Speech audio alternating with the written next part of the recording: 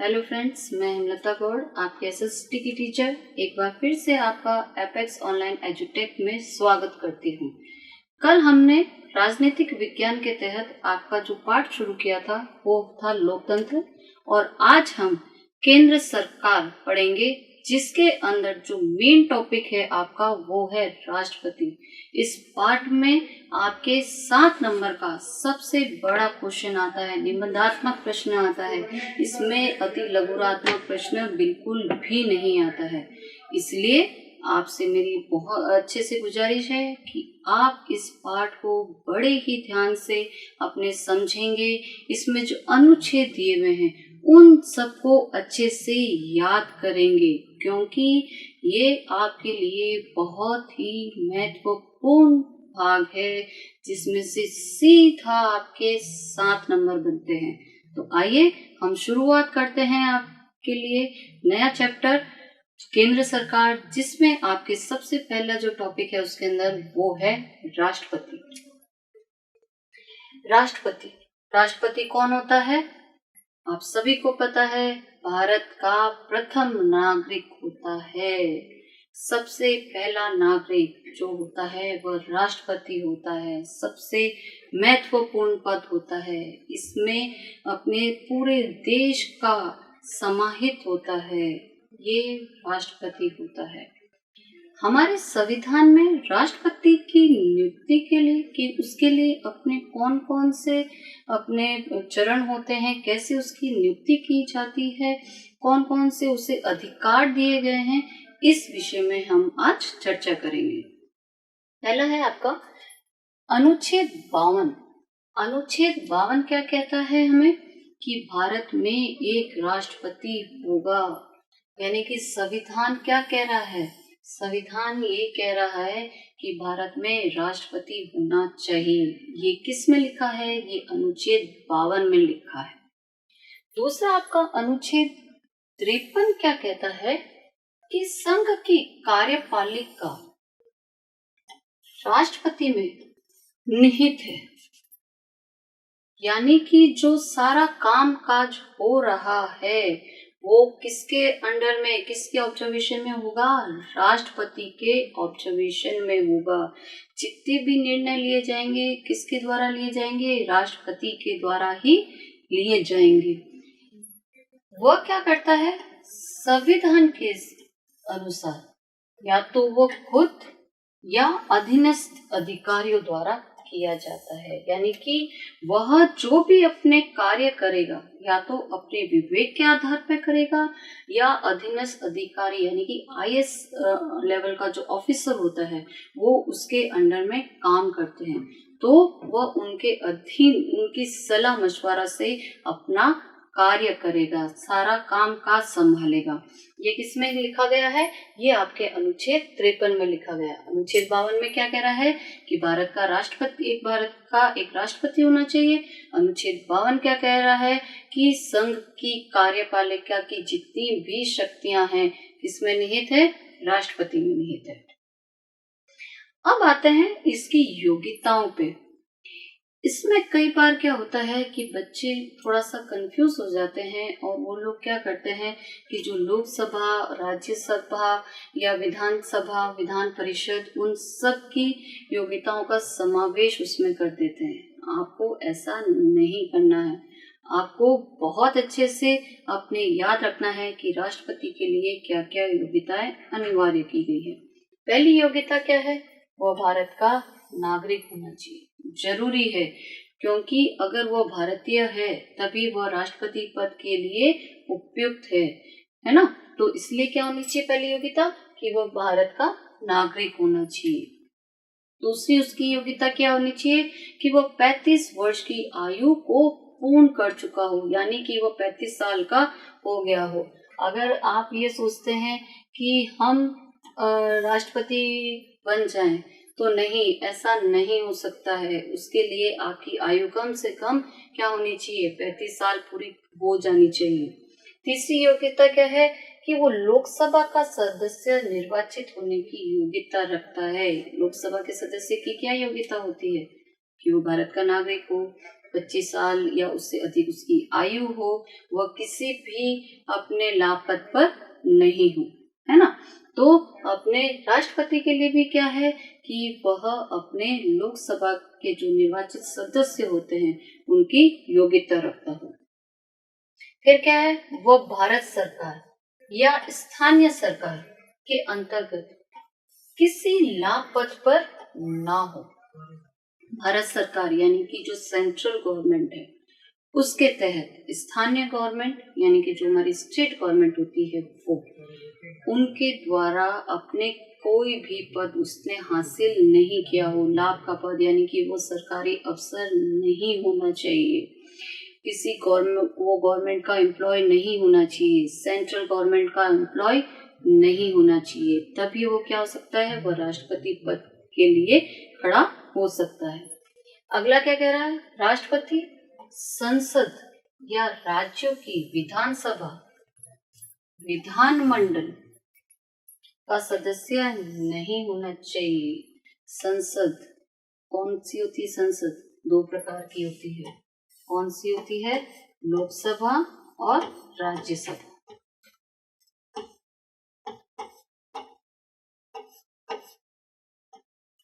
लोकसभा और राज्यसभा।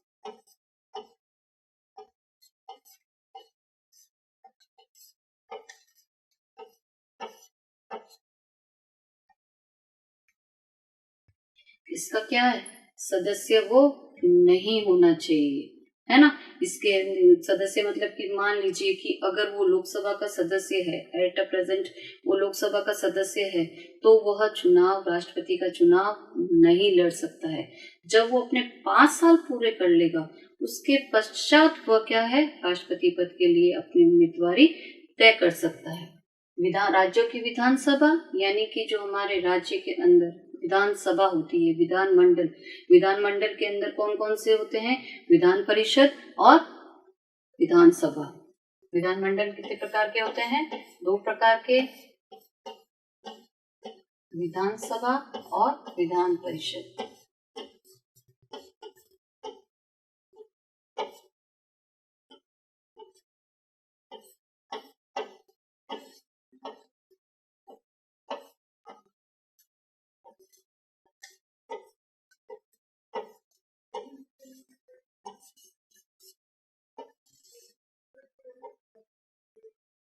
है ना।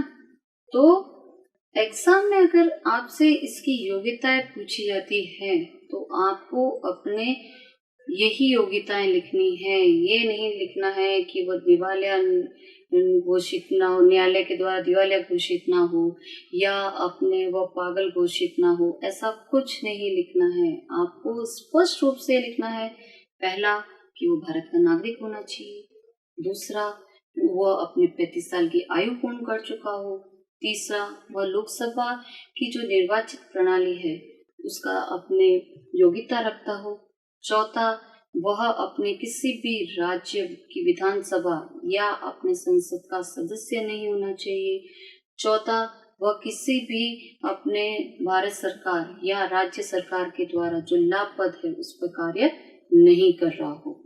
ये इसकी अपने क्या है, राष्ट्रपति की योग्यताएं हैं, निर्धारित की गई है, संविधान के द्वारा निर्धारित की गई है।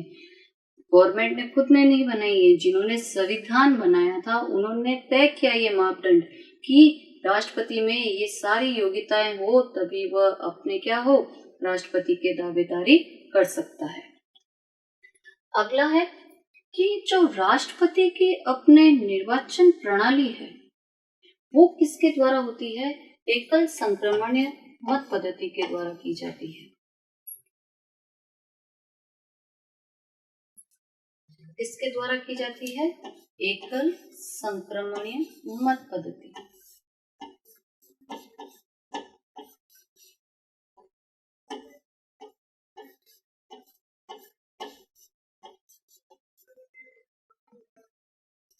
एकल संक्रमणीय मत पद्धति।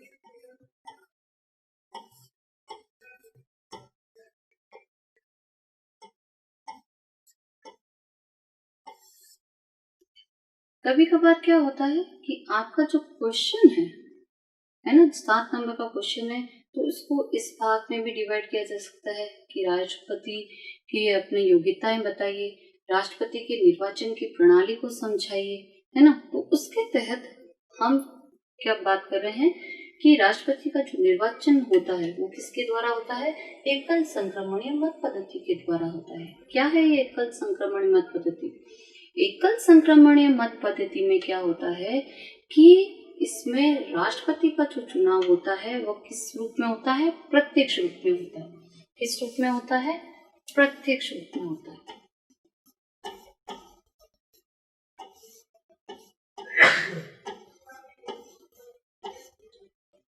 आम व्यक्ति इसमें क्या कर सकता है, अपनी भागीदारी नहीं दे सकता है। इसमें राष्ट्रपति पद के लिए जो अपने वोट देते हैं, कौन देता है? इसमें संसद के दोनों सदन यानी कि लोकसभा और राज्यसभा और विधानसभा के सदस्य, ये सब मिलकर राष्ट्रपति का चुनाव करते हैं और इस प्रक्रिया को कहा गया है एकल संक्रमणीय मत पद्धति। जब राष्ट्रपति का चुनाव होता है तो उसे एक निश्चित कोटा हासिल करना पड़ता है। कौन सा होता है वह? दिए गए वैध मतों की संख्या और निर्वाचित होने वाले प्रतिनिधियों की संख्या।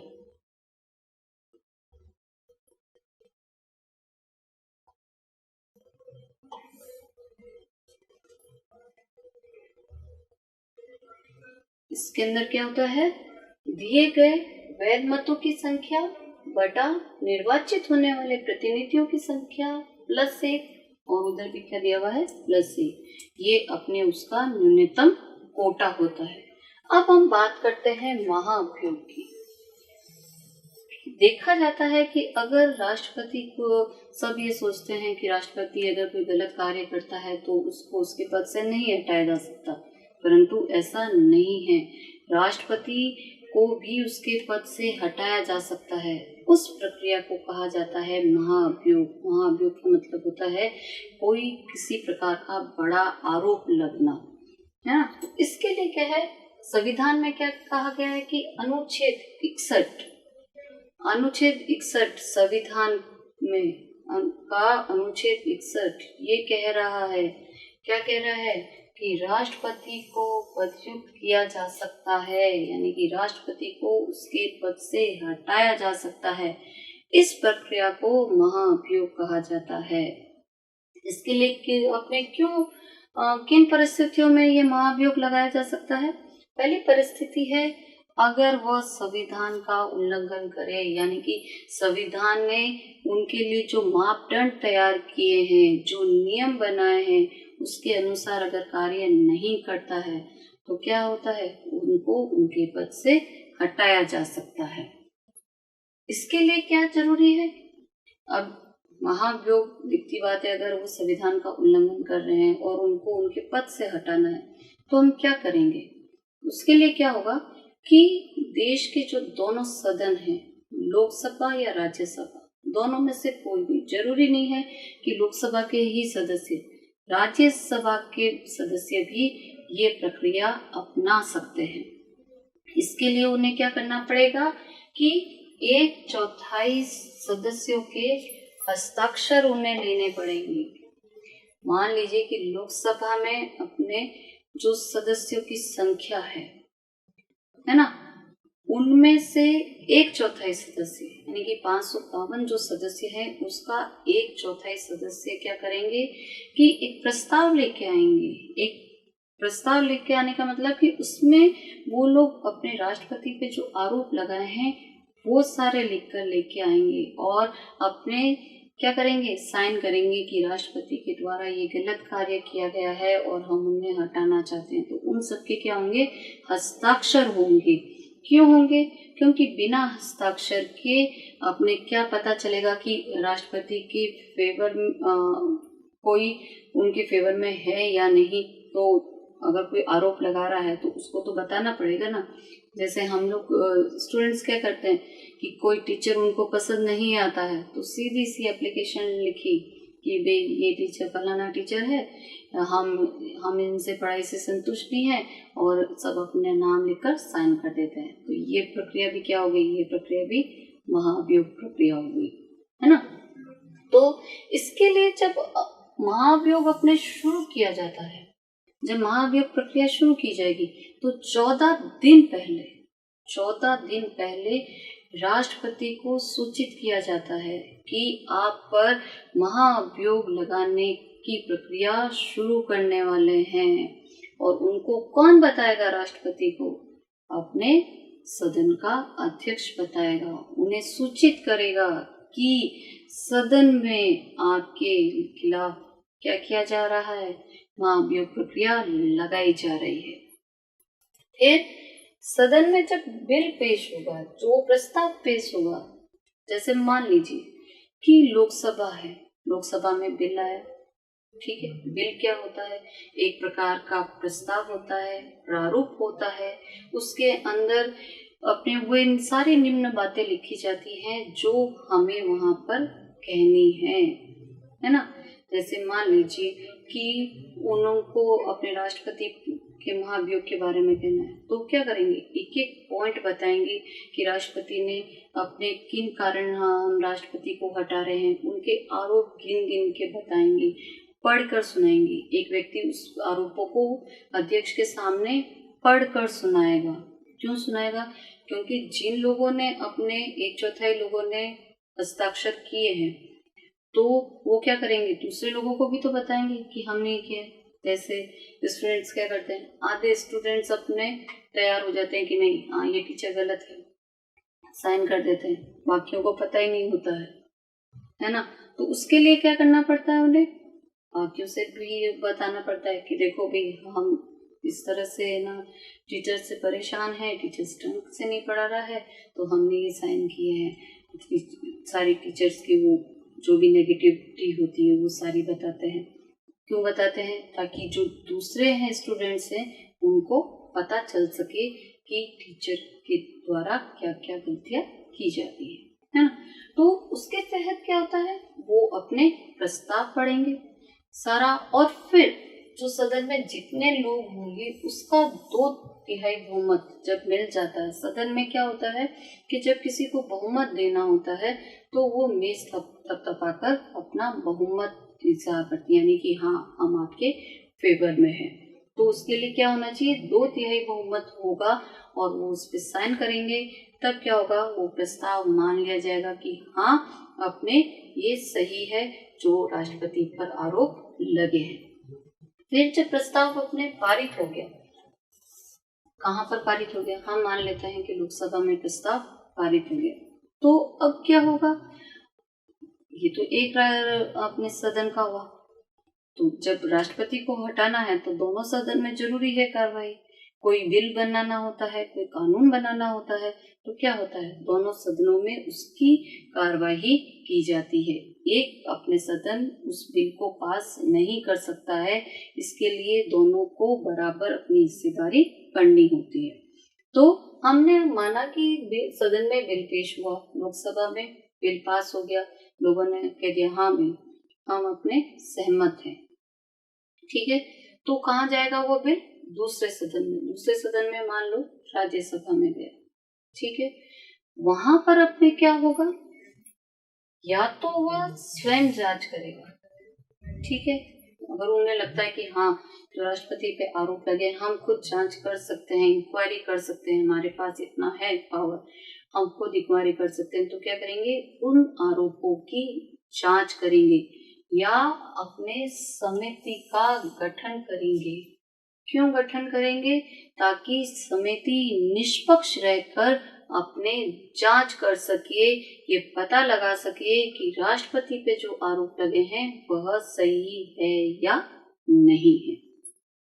अगर आरोप सिद्ध हो जाते हैं, ठीक है, जांच समिति ने अपने आरोप जो दिए अगर वो सिद्ध हो गए तो क्या होगा, उस सदन में भी 2/3 बहुमत से क्या होगा, प्रस्ताव पारित माना जाएगा और राष्ट्रपति को अपना पद छोड़ना होगा।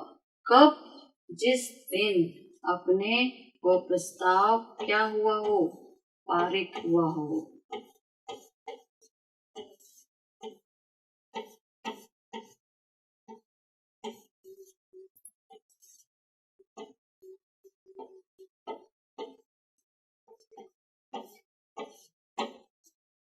किस दिन छोड़ना पड़ेगा राष्ट्रपति को पद?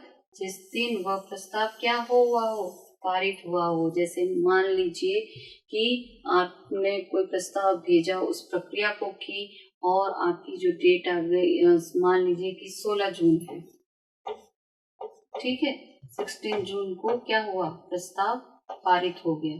तो इस दिन से क्या होगा, राष्ट्रपति अपना पद छोड़ देगा, उसे अपना पद छोड़ना पड़ेगा। और राष्ट्रपति जब पद अपना छोड़ेगा तो दिखती बात है कि राष्ट्रपति का जो कार्यकाल होता है वो 5 साल का होता है। अगर बीच में राष्ट्रपति अपना पद छोड़ देता है, त्याग पत्र दे देता है या अचानक से उसकी मृत्यु हो जाती है, तो उसकी जगह कौन कार्यभार संभालता है, उपराष्ट्रपति संभालता है। तो अगर बीच में उनके 5 साल के जो कार्यकाल है, उस स्थिति में अगर महाभियोग लगता है और वो अपना पद छोड़ देते हैं, तो उनकी जगह उपराष्ट्रपति अपने पूरा शासन संभालेगा। कब तक संभालेगा? जब तक नया राष्ट्रपति नहीं अपने पद ग्रहण कर लेता है।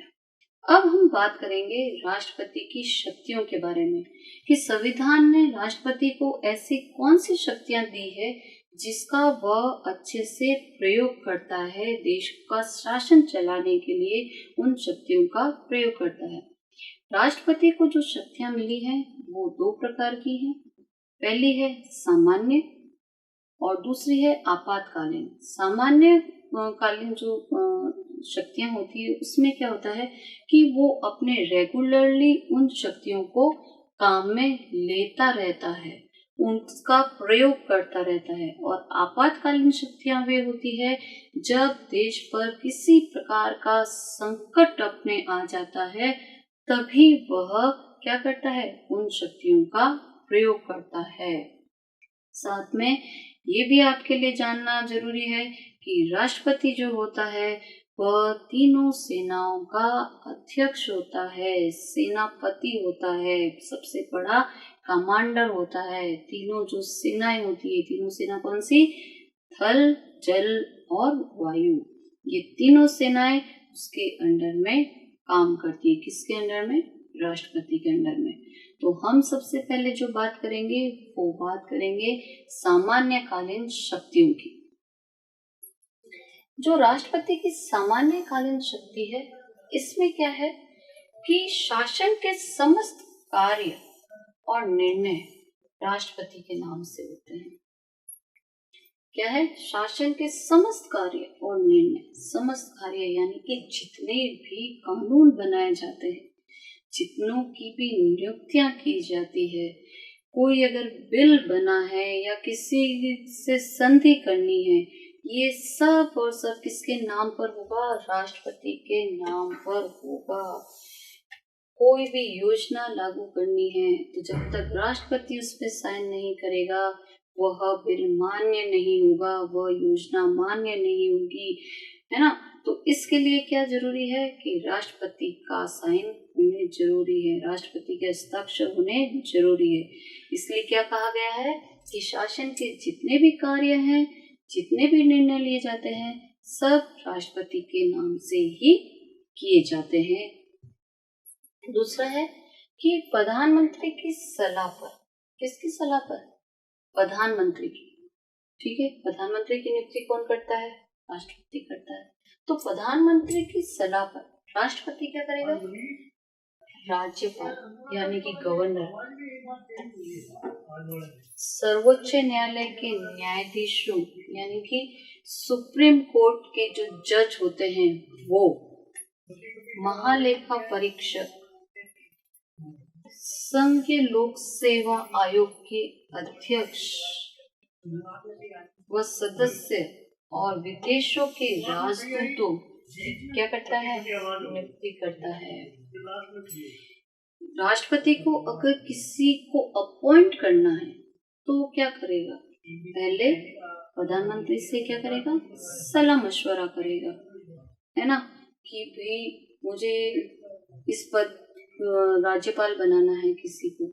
अगर हम इसको दूसरे वे में समझे, मान लीजिए कि मैं आपकी क्लास में किसी को मॉनिटर बनाना चाहती हूँ, तो मैं क्या करूँगी कि आप सबसे सलाह करूँगी कि भाई आपकी क्लास में कौन सा ऐसा व्यक्ति है जो अपने बहुत ही अच्छा है, पढ़ाई में अच्छा है, बोली चाली में अच्छा है, उसका व्यवहार अच्छा है, तो मैं उस सब को क्या करूँगी, आप लोगों से पूछूंगी, आपसे सलाह लूंगी, उसके बाद उसकी क्या करूँगी, उसको अपॉइंट करूँगी कि भी हाँ आज से तुम क्लास के क्या हो, मॉनिटर हो। तो उसी तरह राष्ट्रपति भी क्या करता है, किसकी सलाह लेता है, प्रधानमंत्री की सलाह लेता है। ठीक है, प्रधानमंत्री की सलाह लेता है, तो प्रधानमंत्री जब उसको सलाह देता है कि हाँ इस राज्य का गवर्नर ये होना चाहिए, सर्वोच्च न्यायालय में इतने न्यायाधीश होने चाहिए, उन न्यायाधीशों के नाम उनको रिकमेंड करता है। विदेशों में जो राजदूत, यानी कि जब हम अपने किसी व्यक्ति को दूसरे देश में भेजते हैं, उनकी नियुक्ति की जाती है, उन्हें क्या कहा जाता है, राजदूत कहा जाता है। जैसे पुराने जमाने में राजा महाराजाओं के टाइम में क्या था कि एक राज्य का जो राजा है दूसरे राज्य में अपने एक विशेष व्यक्ति को भेजता था। क्यों भेजता था विशेष व्यक्ति को, ताकि वो उस राजा से जाकर बात कर सके, उसे बता सके कि हम उनसे क्या चाहते हैं और हम उनको क्या दे सकते हैं, है ना। तो इसको क्या कहते हैं, राजदूत कहते हैं। तो उसी तरह वर्तमान समय में भी अपने विदेशों में जो राजदूत नियुक्त किए जाते हैं, जो भारत देश का प्रतिनिधित्व करते हैं, उनकी जो नियुक्ति है वो कौन करता है, राष्ट्रपति करता है। ठीक है, और साथ ही साथ अपने संघीय लोक सेवा यूपीएससी जिसको अपने कहा जाता है शॉर्ट फॉर्म में, उसकी भी उसके अध्यक्ष की नियुक्ति कौन करेगा, राष्ट्रपति करेगा, परंतु किसकी सलाह मशवरा से, प्रधानमंत्री की सलाह मशवरा से। अब है प्रधानमंत्री की नियुक्ति। प्रधानमंत्री की नियुक्ति कैसे होगी भाई, प्रधानमंत्री की नियुक्ति होगी कि अपने जो जनता ने जिस पार्टी को सबसे ज्यादा वोट दिए, ठीक है, उसको क्या किया, राष्ट्रपति ने कहा कि ठीक है भाई आप सरकार बनो। तो जिस पार्टी को सबसे ज्यादा वोट मिले हैं वो क्या करेंगे, अपने एक आदमी का नाम भेजेंगे साइन करके कि हम चाहते हैं ये व्यक्ति हमारा नेता हो, देश का प्रधानमंत्री हो। ठीक, तो क्या हुआ, राष्ट्रपति उस नाम पर, उस जो नाम दिया गया हो उस पर अपनी स्वीकृति प्रदान करता है। ये होगी प्रधानमंत्री की नियुक्ति। ठीक, दूसरा क्या है कि वो प्रधानमंत्री की सलाह से अन्य विभागों के मंत्रियों की क्या करता है, नियुक्ति करता है। प्रधानमंत्री बन गए, राष्ट्रपति ने प्रधानमंत्री बना दिया, और प्रधानमंत्री के साथ दूसरे अपने मंत्री भी तो होने चाहिए ताकि वो क्या कर सके, प्रधानमंत्री की सहायता कर सके, ताकि अच्छे से क्या हो, शासन व्यवस्था चलाई जा सके। तो प्रधानमंत्री क्या करेगा कि अपने विभागों के हिसाब से, कौन कौन से विभाग हो गए, मान लीजिए रेल विभाग हो गया, है ना, वित्त मंत्रालय हो गया, रक्षा मंत्रालय हो गया, सूचना एवं औद्योगिक मंत्रालय हो गया,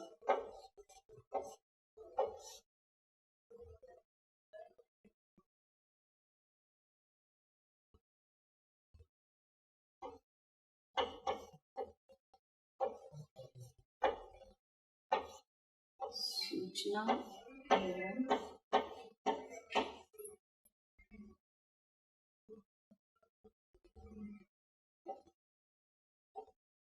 सूचना एवं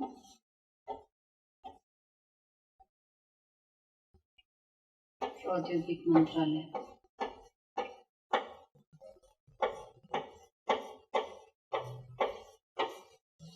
है ना। तो ऐसे कई विभाग होते हैं। तो इनमें दिखती बात है कि सब विभागों में एक एक मंत्री को नियुक्त किया जाता है। तो ये इन विभागों में जो नियुक्ति की जाएगी वो किसके द्वारा की जाएगी? राष्ट्रपति के द्वारा की जाएगी, परंतु किसकी सलाह से की जाएगी?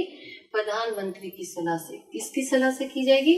प्रधानमंत्री की सलाह से की जाएगी कि इन विभागों में ये जो विभाग है इन मंत्रियों को दिए जाएं।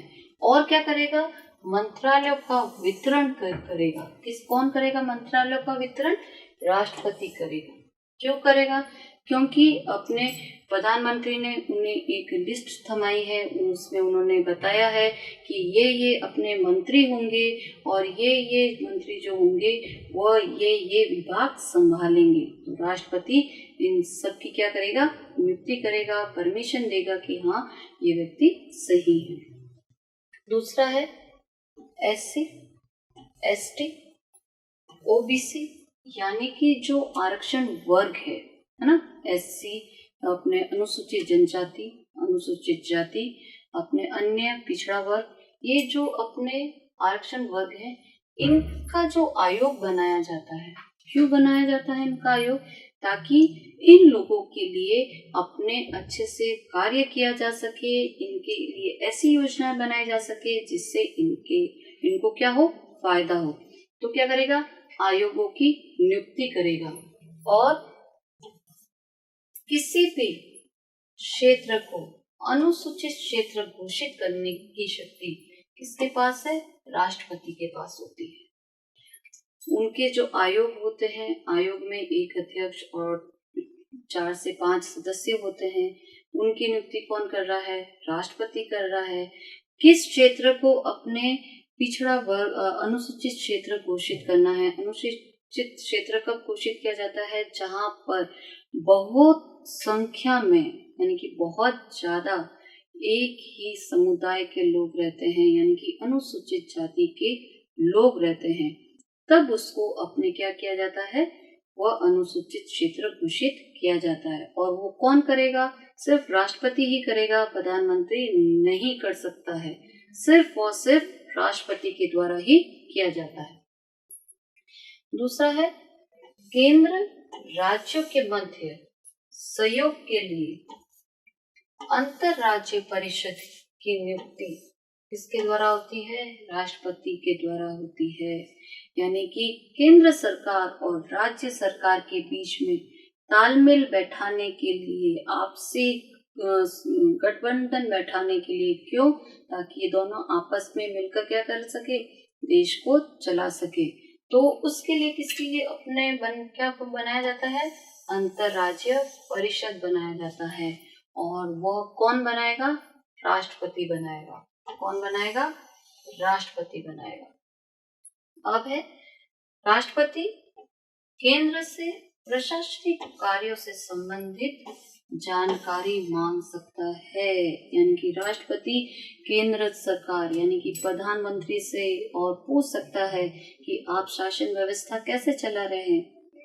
राष्ट्रपति को पता होना चाहिए ना कि भाई अपने कैसे कार्य हो रहा है, ठीक है ना। तो वो कौन मांगेगा?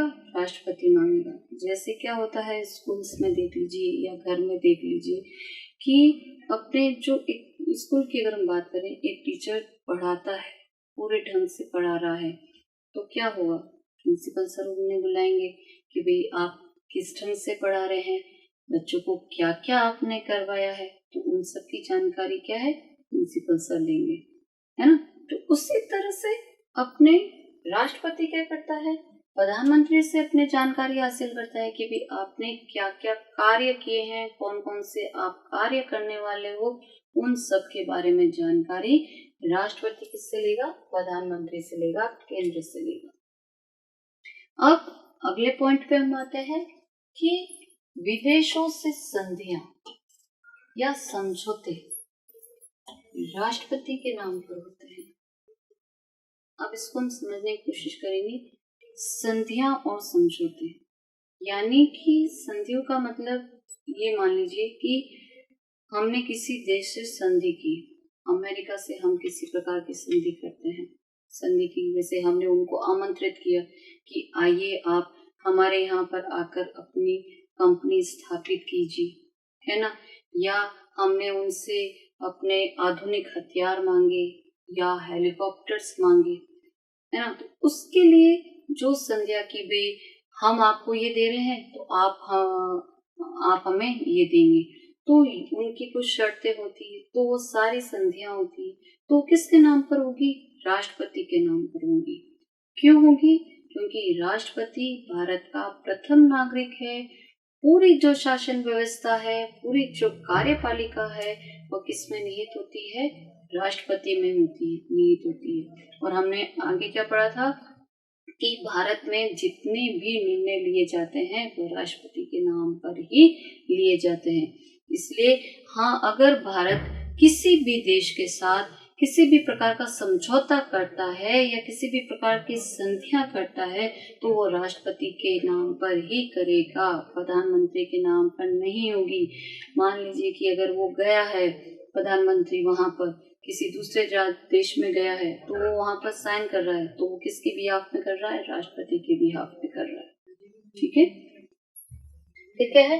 राष्ट्रपति तीनों सेनाओं का क्या होता है? प्रधान सेनापति होता है, यानी कि हेड होता है। परंतु यहाँ पर क्या है कि वो बिना संसद की अनुमति के, यानी कि उसको अपने, है ना, परमिशन लेनी पड़ेगी। किससे? संसद से। कौन से संसद? लोकसभा और राज्यसभा। उनसे अपने अनुमति लेनी पड़ेगी कि मैं इन सेनाओं का उपयोग करूं या नहीं करूं, या कोई युद्ध हो गया है तो उसकी घोषणा करूं या ना करूं।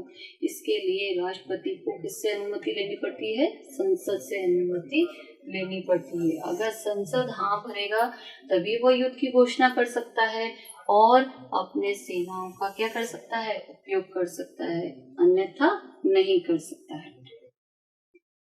अब हम, ये कुछ सामान्य शक्तियां थी। अब सामान्य शक्तियों में जो अगला आपका पॉइंट है वो क्या है? विधायी शक्तियां। विधायी शक्तियां का मतलब होता है, ध्यान रखना, कानून से संबंधित जो शक्तियां हैं। विधा मतलब आते ही आपके दिमाग में एक ही बात आनी चाहिए, कानून के रूप में बात की जा रही है। ठीक है, इसमें क्या है? विधायी क्षेत्र का प्रशासन पहला है। प्रधानमंत्री की सलाह पर, आप ही कहेंगे ये क्या है? पढ़ा राष्ट्रपति रहे हैं और बार बार कह रहे हैं कि प्रधानमंत्री की सलाह पर, प्रधानमंत्री की सलाह पर, प्रधानमंत्री की सलाह पर। हमारे यहाँ पर क्या है कि सारी शक्तियां, संविधान सारी शक्तियां किस में निहित कर रहा है? राष्ट्रपति में निहित कर रहा है। परंतु उस शक्तियों का वास्तविक उपयोग जो करता है वो प्रधानमंत्री और मंत्रिमंडल करता है। और अगर राष्ट्रपति को उन शक्तियों का प्रयोग करना है तो उसे प्रधानमंत्री से सलाह मशवरा करना पड़ेगा। उसके बाद वह अपने विवेक के आधार पर तय कर सकता है कि मुझे ये कार्य करना है या नहीं। परंतु उससे पहले किससे सलाह लेनी पड़ेगी? प्रधानमंत्री से सलाह लेनी पड़ेगी। प्रधानमंत्री की सलाह पर संसद का अधिवेशन बुलाना, यानी कि सत्र बुलाना, अधिवेशन समाप्ति की घोषणा करना, लोकसभा को भंग करना। यानी कि इसमें कहने वाली यह है कि अगर प्रधानमंत्री राष्ट्रपति को जाकर सलाह देता है कि भाई संसद का सत्र नहीं हुआ है, काफी समय हो गया, संसद में किसी प्रकार की कोई कार्रवाई नहीं हुई, किसी बात पे चर्चा नहीं हुई, कोई कानून नहीं अपने बना है, तो प्रधानमंत्री राष्ट्रपति को कह सकता है, राष्ट्रपति उनकी सलाह पर क्या कर सकता है? सत्र बुला सकता है। या सत्र चल रहा है, बहुत ज्यादा चल रहा है और उसमें किसी भी प्रकार का कोई काम नहीं हो रहा है, विघ्न पड़ रहा है, तो अपने प्रधानमंत्री क्या कहेगा राष्ट्रपति को कि भाई अब आप ये सत्र बंद करवा दीजिए। तो राष्ट्रपति क्या करेगा? उस सत्र को बंद करने की घोषणा कर सकता है। साथ में क्या? लोकसभा भंग करना।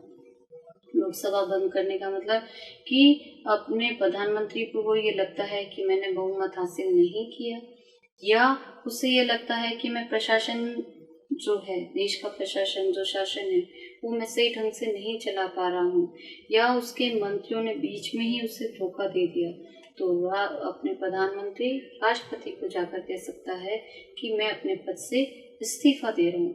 यानी कि प्रधानमंत्री के पद से इस्तीफा देते ही लोकसभा क्या होती है, स्वतः ही भंग हो जाती है। सदस्यों को मनोनीत करना, लोकसभा में वो क्या करता है, 2 सदस्य। ध्यान रखना, इस चीज को विशेष तौर से ध्यान रखना कि राष्ट्रपति लोकसभा में सिर्फ और सिर्फ अपने 2 सदस्यों को ही अपने मनोनीत कर सकता है, और वे 2 सदस्य कौन से होंगे,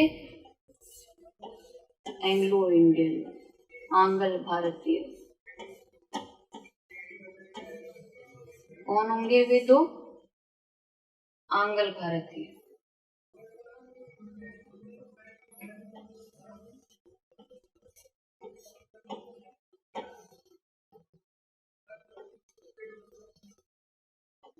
आंग्ल भारतीय। क्यों करेगा राष्ट्रपति इन 2 सदस्यों को मनोनीत? वो इसलिए करेगा कि जब उसे ये लग जाता है कि इस समुदाय में से कोई भी व्यक्ति चुनकर नहीं आया है, तो क्या करेगा, किसी 2 सदस्य को, अपने आंग्ल भारतीय सदस्य को वह मनोनीत करेगा। और राज्यसभा में 12 सदस्य, लोकसभा में 2 और राज्यसभा में 12, और वे 12 सदस्य कौन से होते हैं, कहाँ से आते हैं, कला, विज्ञान,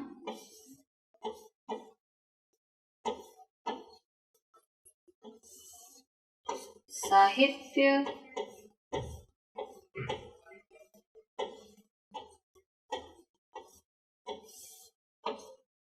खेल,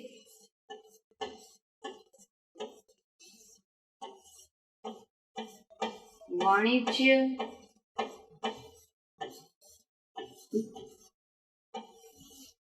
समाज सेवी,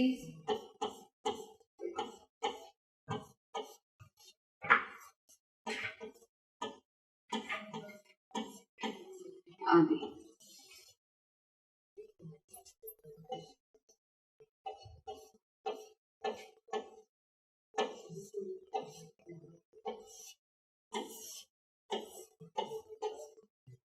कहाँ से आएंगे, कला के क्षेत्र से आ सकते हैं, विज्ञान के क्षेत्र से आ सकते हैं, साहित्य, कोई समाज से भी हो, कोई अपने वाणिज्य क्षेत्र से हो।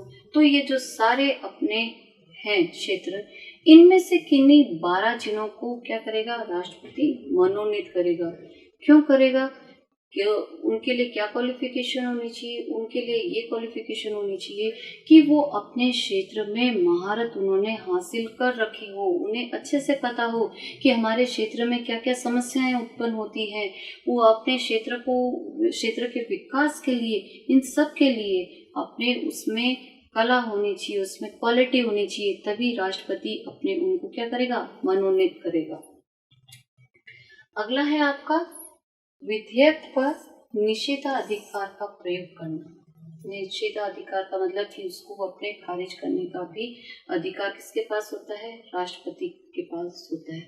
तो राष्ट्रपति की स्वीकृति के बाद जब कभी भी अपने कानून बनाया जाता है, संसद में जब कभी भी कानून बनाया जाता है, तो उसके लिए क्या होता है कि अपने पहले चर्चा होगी संसद में, दोनों सदनों में जब वो बिल पास हो जाएगा तो वो साइन करने के लिए किसके पास जाएगा, राष्ट्रपति के पास जाएगा।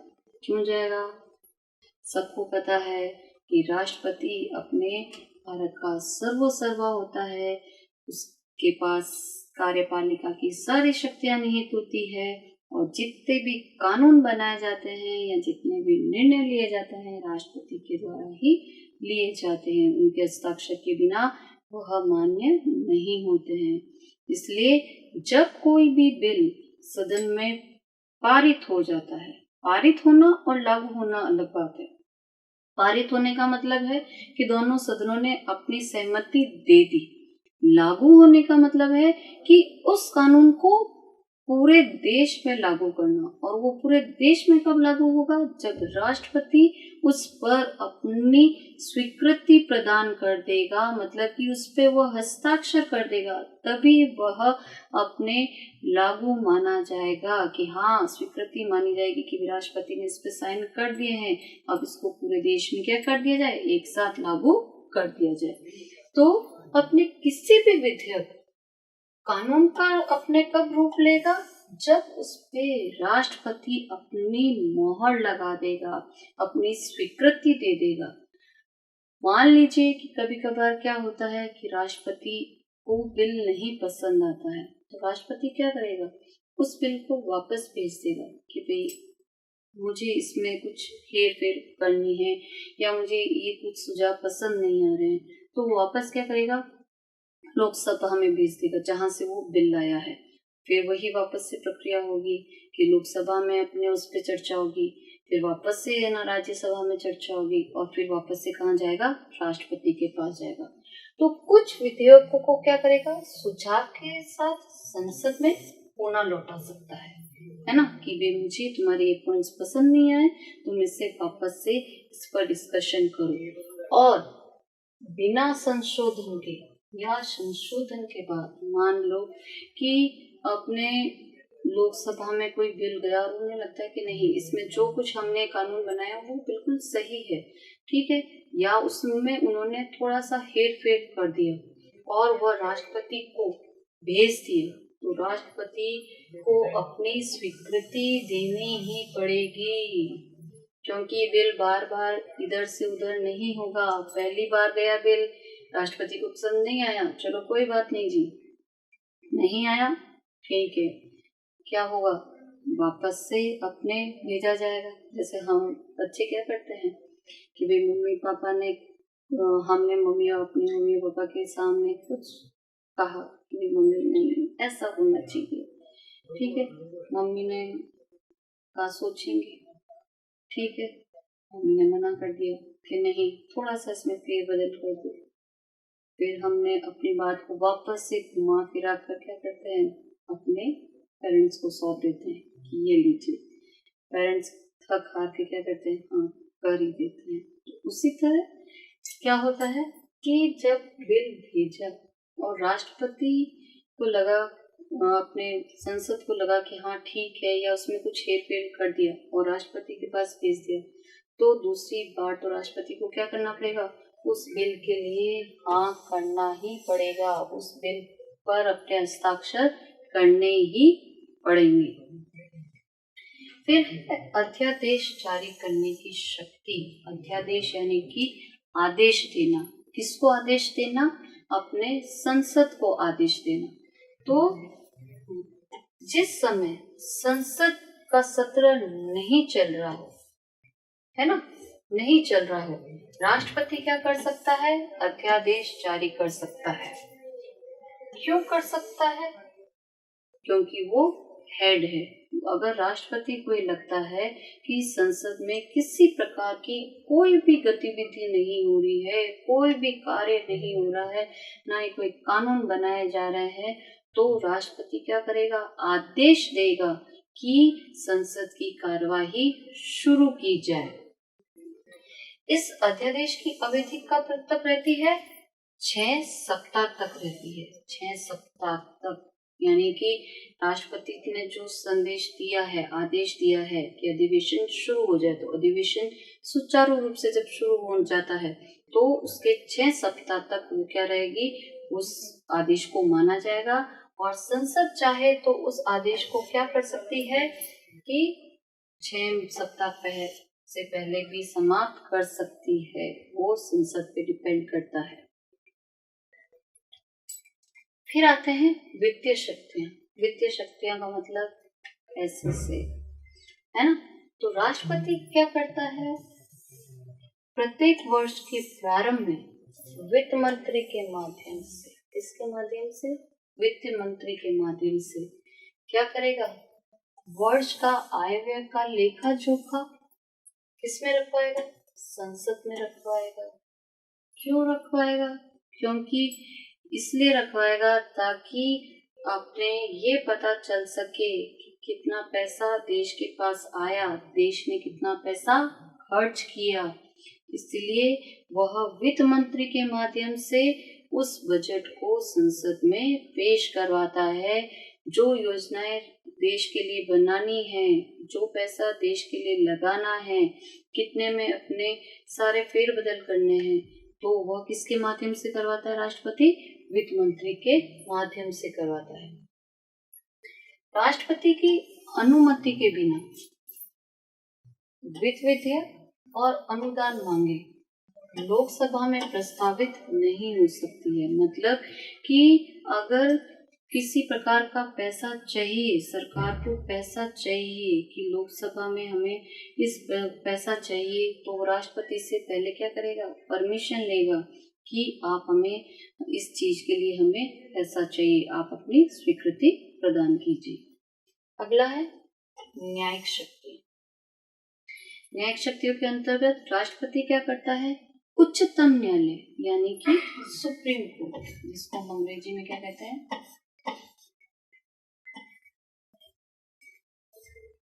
सुप्रीम कोर्ट, है ना, सर्वोच्च न्यायालय।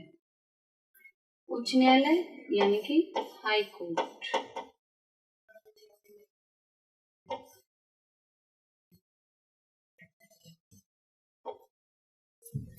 के न्यायाधीशों की नियुक्ति यानी कि जजों को जो अपॉइंट किया जाता है, कहाँ पर? सर्वोच्च न्यायालय में और हाई कोर्ट में जब जजों की नियुक्ति की जाती है, वह राष्ट्रपति की सलाह मशवरा से ही की जाती है। और मृत्यु दंड के मामले में क्षमादान करना यानी कि किसी को मृत्यु की सजा दी गई है। जैसे मान लो कि किसी एक अपराधी को मृत्यु की सजा किसने दी? सेशन कोर्ट में दी।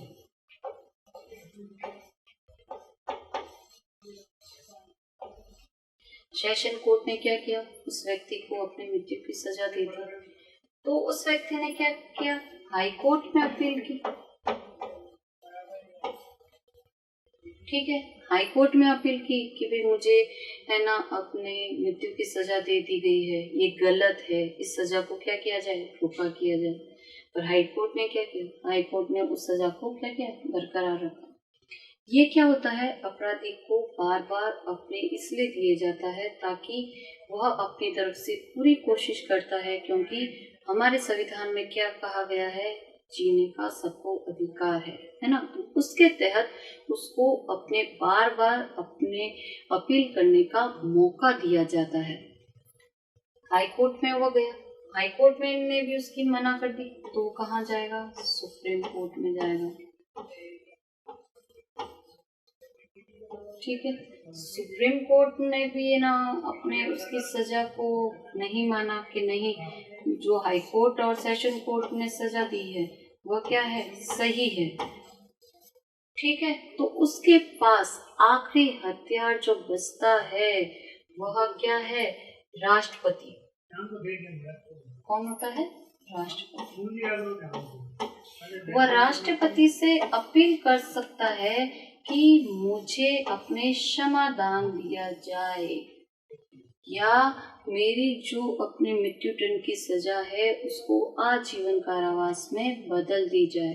तो राष्ट्रपति क्या कर सकता है? मृत्यु दंड के मामले में क्षमादान कर सकता है, परंतु उसके लिए उसको क्या करना पड़ेगा? उसको अपने प्रधानमंत्री से सलाह करनी पड़ेगी, गृह मंत्रालय से सलाह करनी पड़ेगी, अपने आईएएस ऑफिसर जो हैं उनके अधीन में जो आईएएस ऑफिसर्स काम करते हैं उनसे सलाह मशवरा करनी पड़ेगी, उस अपराधी के बारे में पूरा जानना पड़ेगा। उसके बाद वो अपने विवेक के आधार पर उस अपराधी की मृत्यु दंड की सजा को या तो पूरी तरह से खत्म करके उसको रिहा करा सकता है, या उसके मृत्यु दंड को आजीवन कारावास में भी बदल सकता है। ये अपने राष्ट्रपति के पास एक शक्ति दी गई है संविधान के अनुसार।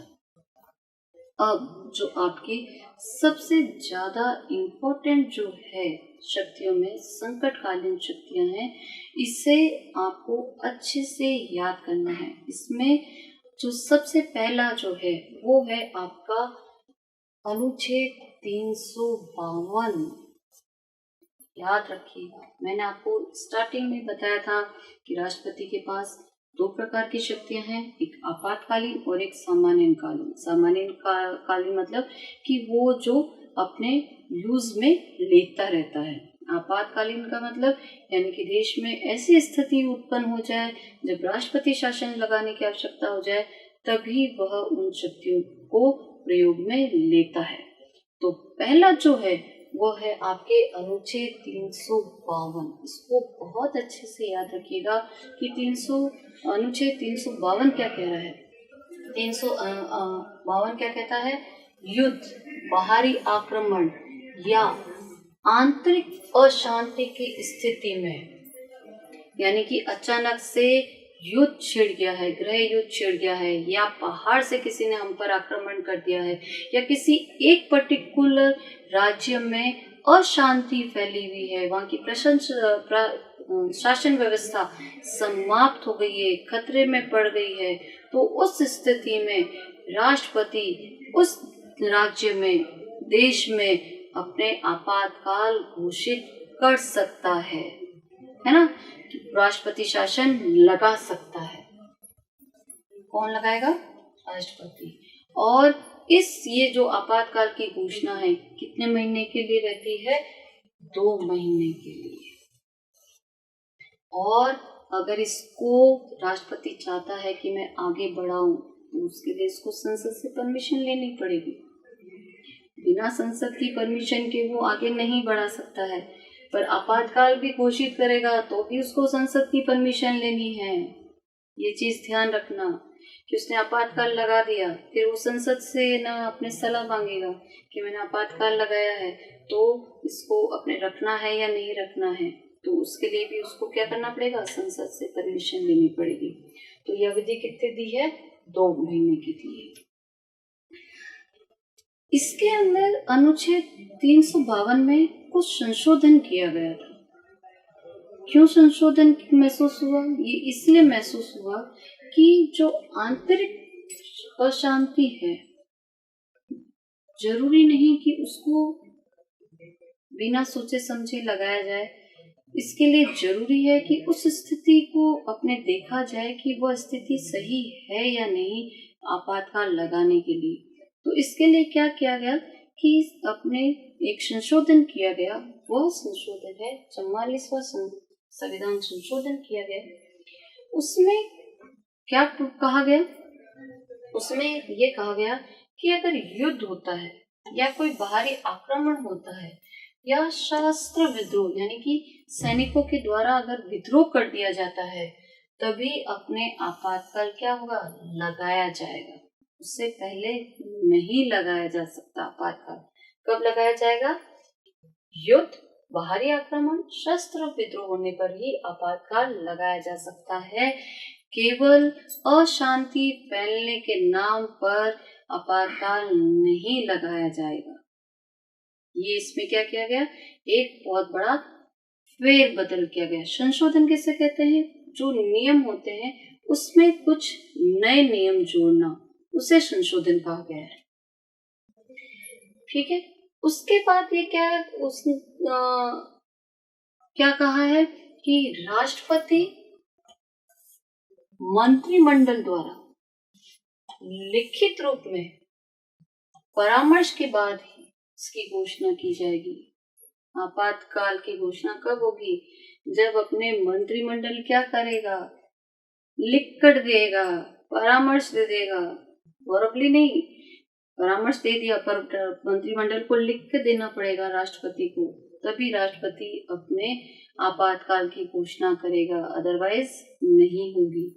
अगला क्या कह रहा है कि घोषणा के 1 माह के अंदर, यानी कि राष्ट्रपति ने घोषणा कर दी कि आपातकाल लगा दिया है, 1 महीना होने को आ रहा है, ठीक है, 10 दिन हो गए, तो उस दौरान क्या होगा? दोनों सदन, कौन से दोनों सदन? लोकसभा और राज्यसभा, दोनों सदन में जो उपस्थित होंगे, प्रेजेंट होंगे, ठीक है, और मतदान के द्वारा क्या करेंगे? अपना राय व्यक्त करेंगे। मतदान के द्वारा 2/3 सदस्य अगर अपनी स्वीकृति दे देते हैं, 1 महीने के अंदर अंदर राष्ट्रपति को क्या करना पड़ेगा, दोनों सदनों में अपने भेजना पड़ेगा कि भाई मैं ना राष्ट्रपति शासन लगा रहा हूँ। वहां पे जितने भी उपस्थित अपने मेंबर्स होंगे लोकसभा और राज्यसभा के, वे लोग क्या करेंगे, मतदान करेंगे, उनकी वोटिंग होगी। उसके बाद 2/3 सदस्य की अगर स्वीकृति मिल जाती है तो आपातकाल लगा दिया जाएगा। तीसरा है कि अपने लोकसभा में उपस्थित व मतदान में भाग लेने वाले सदस्यों के साधारण बहुमत से इसकी समाप्ति की जा सकती है। यानी कि जो आपातकाल लगाया गया है उसमें जरूरी नहीं है कि राज्यसभा के सदस्य भी शामिल हो। लोकसभा में अपने अगर सदस्य इकट्ठे हो गए हैं और वो 2/3 सदस्य हैं तो वो अपने साधारण बहुमत से क्या कर सकते हैं, आपातकाल को खत्म भी कर सकते हैं। फिर है अनुच्छेद 356। 352 में क्या था, 352 में युद्ध होने की स्थिति में, भारी आक्रमण होने की स्थिति में और आंतरिक अशांति फैलने की स्थिति में आपातकाल लगाया जाता है 352 में। परंतु 44वें संविधान संशोधन के बाद इसका उल्टा हो गया। क्या हो गया कि आंतरिक अशांति केवल आंतरिक अशांति फैलने पर अपने आपातकाल नहीं लगाया जाएगा। कब लगाया जाएगा आपात, जब युद्ध या बाहरी आक्रमण हुआ हो या सेना ने किसी प्रकार का विद्रोह कर दिया हो। अब है अनुच्छेद 356। अनुच्छेद 356 इसमें क्या है, राज्यों में संवैधानिक तंत्र विफल होने पर राष्ट्रपति उस राज्य में आपातकाल लगा सकता है, राष्ट्रपति शासन लगा सकता है।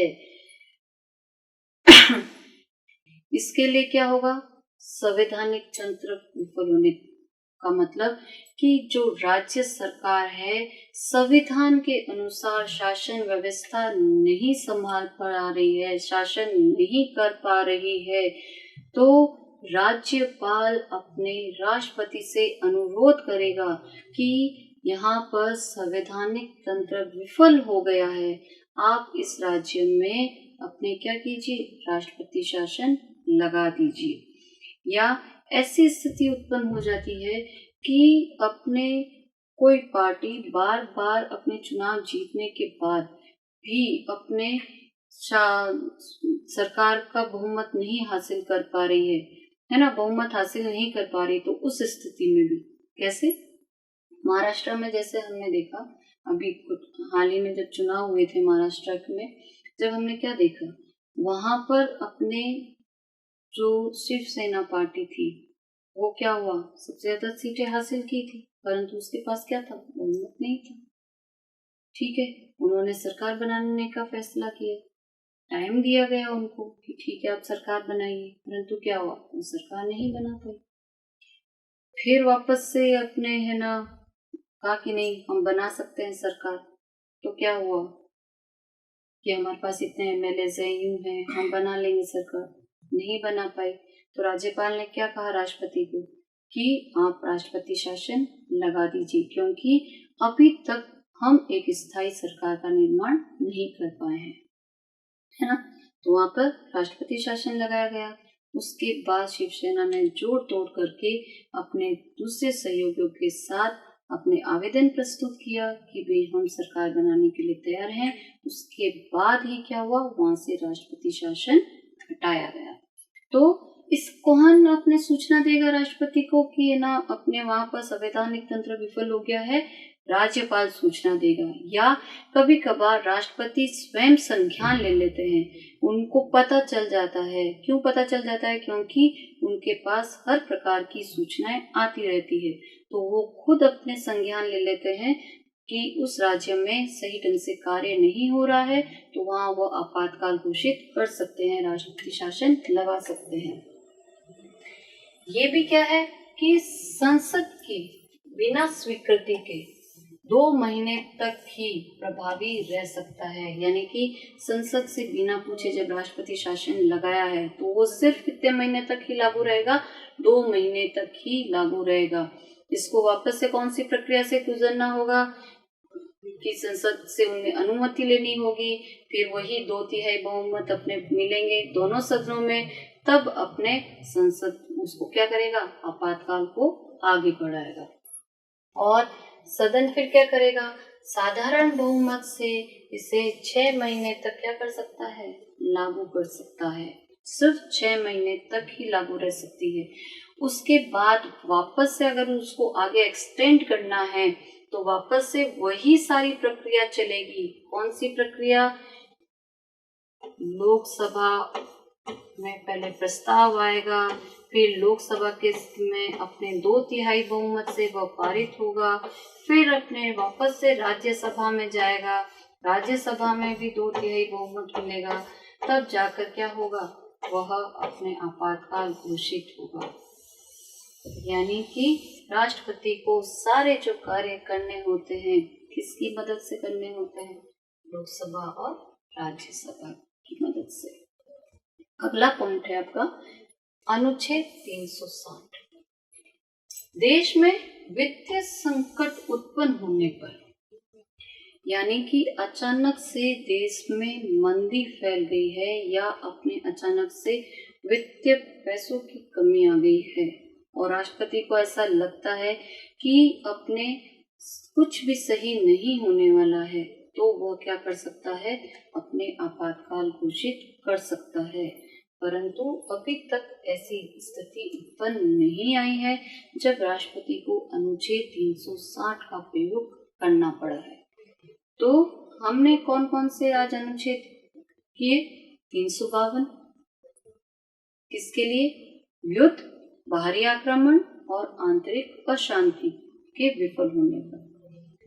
दूसरा 356 राज्य में संवैधानिक तंत्र विफल होने पर, और अनुच्छेद 360 वित्तीय संकट उत्पन्न होने पर। इन तीनों पर अपने राष्ट्रपति क्या कर सकता है, आपातकाल घोषित कर सकता है, राष्ट्रपति शासन लगा सकता है। ठीक, अब कभी कभार क्या होता है कि जब एग्जाम होता है आपका, तो आपसे जरूरी नहीं है कि एक साथ ही राष्ट्रपति से संबंधित क्वेश्चन पूछा जाए, कि डायरेक्ट आपसे 7 नंबर का एक ही क्वेश्चन पूछे, नहीं होता है। कभी कभार वो आपसे क्या पूछ सकते हैं कि राष्ट्रपति के ना निर्वाचन संबंधी शक्तियां, उसकी योग्यताएं और उसके अपने संकटकालीन शक्तियों में से किन्हीं 2 का वर्णन कीजिए। ठीक है, या वो आपसे पूछ सकता है कि राष्ट्रपति की संकटकालीन शक्तियों का वर्णन कीजिए, या वो आपसे पूछ सकता है कि राष्ट्रपति की आपातकालीन शक्तियों का वर्णन कीजिए। तो जो आपसे पूछा गया है क्वेश्चन, उसके अंतर्गत ही उसका उत्तर देना है।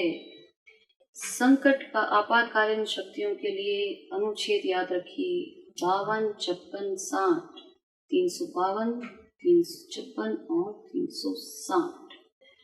तो इस चैप्टर को आप अच्छे से वापस से रिवाइज करेंगे, बार बार इस वीडियो को देखेंगे, बार बार समझने की कोशिश करेंगे और अपनी नोटबुक में इन अनुच्छेदों को लिखकर याद करेंगे कि राष्ट्रपति कौन से अनुच्छेद के तहत अपने कार्य करता है, कौन से अनुच्छेद के तहत अपनी शक्ति का प्रयोग करता है। इस पाठ के अंदर अगर आपको कोई भी समस्या उत्पन्न हो रही है या आपको समस्या कुछ समझ में नहीं आया है, तो आप कमेंट बॉक्स में जाकर अपनी समस्या लिखकर भेज सकते हैं। आपकी समस्याओं का निदान किया जाएगा और आपसे एक बार फिर मैं गुजारिश करूंगी कि ज़्यादा से ज़्यादा आप इस वीडियो को शेयर करें, अपने दोस्तों को बताएं, रिश्तेदारों को बताएं, ताकि वे इस वीडियो का लाभ उठा सकें। इस वीडियो को सब्सक्राइब करने के लिए आपके एपेक्स ऑनलाइन एजुकेट का जो चैनल है उसको आप सब्सक्राइब कीजिए, बेल आइकन को क्लिक कीजिए। आपको अपने लगातार इसके नोटिफिकेशन मिलते रहेंगे। घर में रहिए, सुरक्षित रहिए। धन्यवाद।